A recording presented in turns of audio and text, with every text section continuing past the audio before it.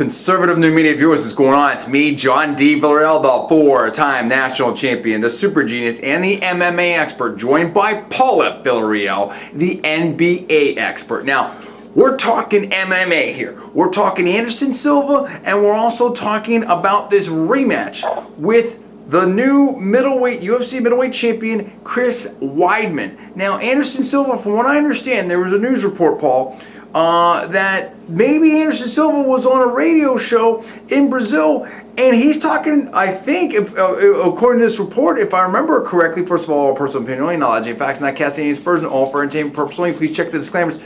If I'm remembering this report correctly, he's talking about perhaps he might bring in not only Steven Seagal, okay, that's one thing right there, and Master Seagal, but Chuck Norris.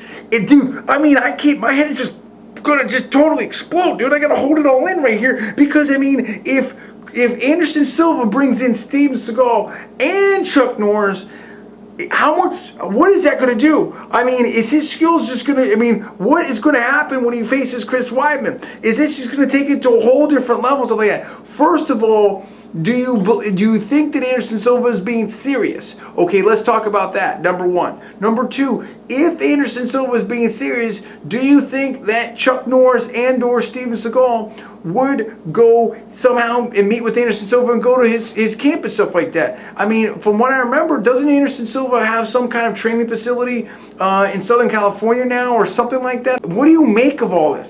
Look, I think that it's... you have to take Anderson Silva at least somewhat serious, I think. We've seen him with Steven Seagal before. He's given Steven Seagal credit, or Master Seagal. Maybe it's just kind of tongue-in-cheek. Who knows?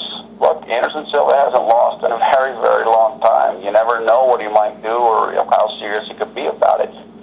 If he wants to bring in these guys, or if he wants to hook up with them if he's in Los Angeles or wherever, good for him.